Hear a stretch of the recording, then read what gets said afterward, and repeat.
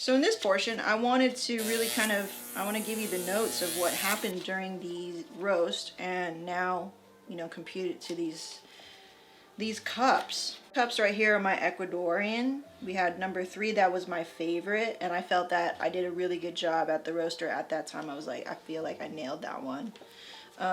So let's take a look at that one, the best one. All right, so this Ecuadorian, it's anaerobic washed, experimental fermentation sort of processing. I love these types of coffees. They have an incredible complexity of flavor. I feel like they're round and juicy, which is our offering philosophy. Like, I want to always have something on the menu that is round and juicy, I want you to feel the coffee going down your throat and sitting in your belly and also be juicy and astringent enough for you to go, I want more.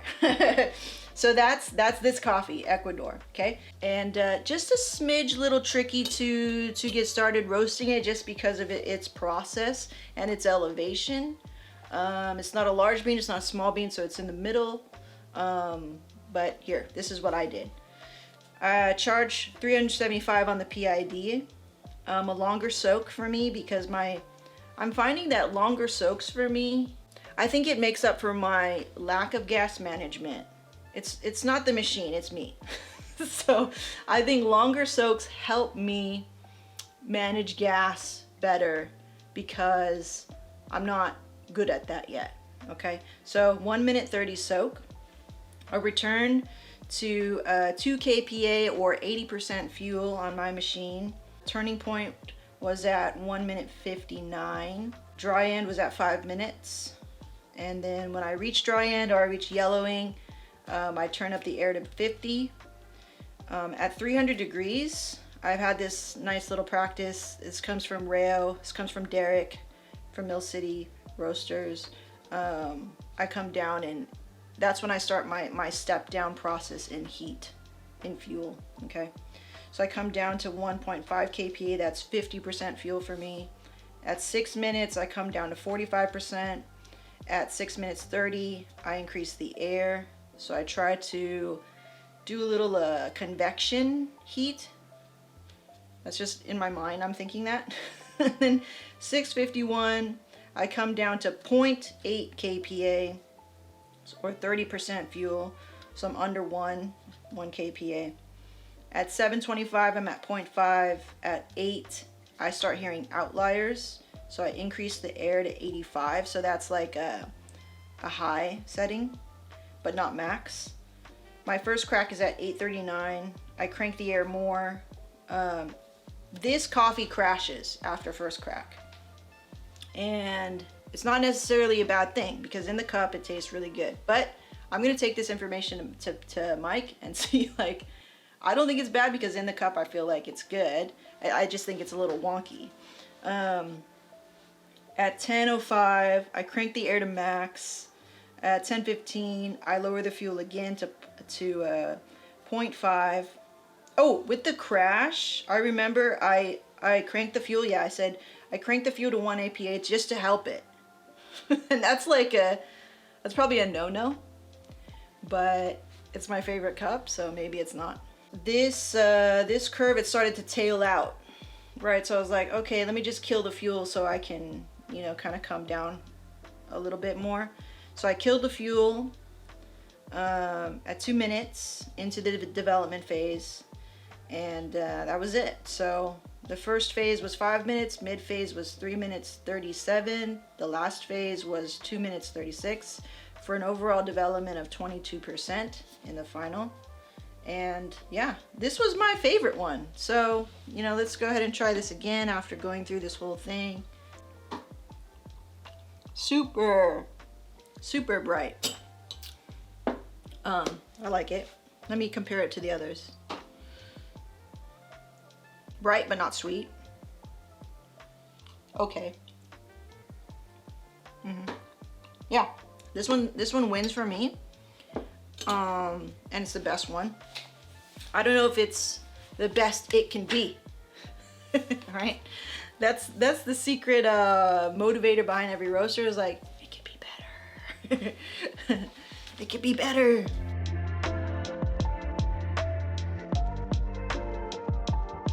something that I really learned, that I've been learning over the past couple of experimental roasts and just, you know, doing my thing.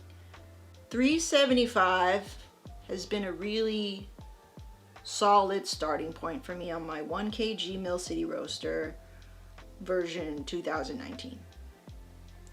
It's been the most successful charge temp for me. Extending soak times if I feel like I need more control. So that has been really working for me. So extending the soak, a lot of times when I extended the soak, it was by accident. I was like, oh shit, I'm on Instagram. I'm checking my stuff too much and I missed my 1 minute mark. It turns out that because I'm not really good with gas management or fuel management and my machine is very powerful, the soak just gives me a lot more control, you know. It makes up for my lack of knowing when to step down, how much to step down, right? So that's awesome. Those have been the really two biggest lessons for me. 375 is a really good starting point for any coffee. And all of my coffees here, sugarcane decaf, 375. I think I nailed that one. Brazil, 375. Oh, Brazil? Did I do 375? That's the one I didn't like. Yeah, I did 375. It's fine. It tastes like Brazil. Ecuador, 375. Vietnam, wash, 375. Cool.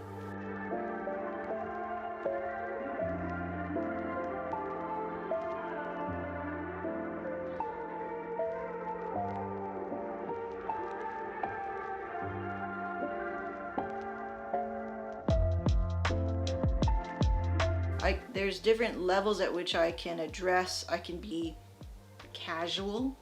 I can be aggressive and fast. I can be really, really slow approaching and see how it affects it and see what's best for that coffee and how we could taste more with that coffee. So I've been doing that over the last couple of months and really trying to understand how I can move stuff. Like I make the parallel in my brain because I used to shoot for a living, right? I mean, we still do. So I make the parallel to shooting cameras. You can move your aperture, your ISO, your shutter speed, and really you can move all these things and you can do different versions and still get similar results. So interesting, really fun. So this one was a lot quicker and you can taste that. So quicker roasts, quicker roast will taste typically brighter because, and potentially could taste more hollow because you're not quote unquote roasting it as much, roasting it as long. Whereas this one is just, it's more complex. And having the Ode grinder, I can taste the difference. I think when I was using my little, you know, my compressor over there, it's just for, you know, it's not this. And of course, this is not, say, a Malkonig EK43, so there's probably much more clarity there. But man, the step up from that grinder to this grinder has been amazing. I have been able to taste the difference and to really just keep trying and seeing like, oh yeah, there's a difference there. And sometimes I won't be able to tell what that difference is, but I'll be like, there's a difference. I'm not sure exactly, I can't maybe put the words to it, and that's okay. Like but being able to go, yeah, there's a difference, right? The Ecuadorian coffee just continues to be an amazing coffee, and it too can stand up to a lot of, you know, my imperfections as a roaster, which is awesome. I feel like this is a really good snapshot of me as a roaster and my skill level and my cupping sensory skill. And this is a good sort of like kit and homework and data collection to bring to Mike and to go, help me. Try to make some content, I don't know. And then we'll see. I don't want it to get in the way of me learning and becoming better. So, but I will have probably much to report. Anyway, thanks for hanging out with me on this cupping and learning together and sharing. I will break this up. So it's not annoying. All right, we'll see you in the next one. Bye.